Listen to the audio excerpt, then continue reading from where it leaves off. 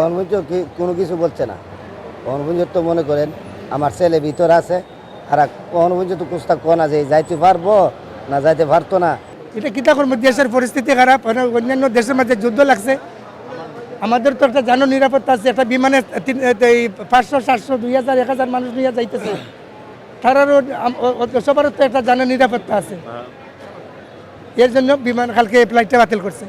পুরা ফাইনাল জানতে পারি নাই, তারপর ভিতরে যাই গিয়ে দেখি কি হয়। এখন যে বিমানবন্দর ঘোরাঘুরি করছি যে একটু চিন্তা ভাবনা করতেছি যে কিছু খবর পাওয়া যায় কিনা, কোনো কিছু বলে কিনা, এই জন্য আর কি চিন্তা করতেছি। আর আমরা হোস্টেলে উঠছি, দেখি কী করে যায়।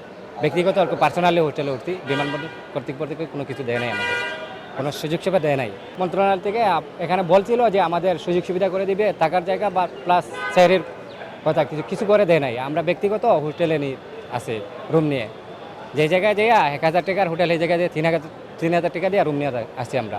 এই ভোগান্তি নিয়ে এখন তো এটা নিয়ে বাংলাদেশ সরকারের তো কিছু দোষারোপ করা যাবে না, কারণ যে এখন তো বাংলাদেশের কোনো কিছু না, এটা তো আন্তর্জাতিকভাবে সমস্যা হয়েছে। তো আধা ঘন্টার ভিতরে আসলাম, আসার পরে আমাকে এজেন্সির মাধ্যমে জানা দেওয়া হয়েছে যে ভাই আজকে আপনার ফ্লাইট ক্যান্সেল হয়ে গেছে, আপনার টিকিট ক্যান্সেল, আপনি চলে যেতে পারেন, এখন থাকার কোনো দরকার নেই।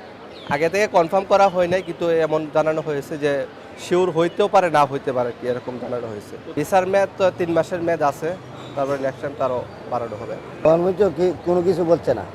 গণপুঞ্জ তো মনে করেন আমার ছেলে ভিতর আছে, আর গণপুঞ্জ তো কুস্তা কোন আছে যাইতে পারবো না যাইতে পারতো না, কি কোনো গণপুঞ্জ তো কোনো আশ্বাস দিতেছে না।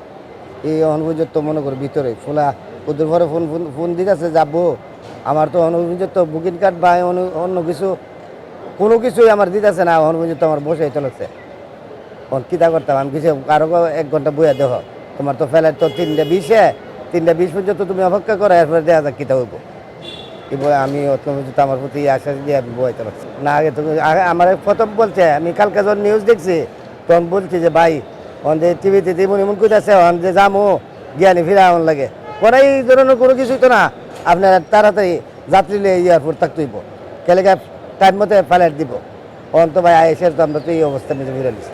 অন তো অভিযোগ দিতেছে, অভিযোগলা কইতেছে যে সম্মত 3:20 পর্যন্ত 3:20 পর্যন্ত আমরা যারা করুন তো এই অবস্থায় আছি ভাই।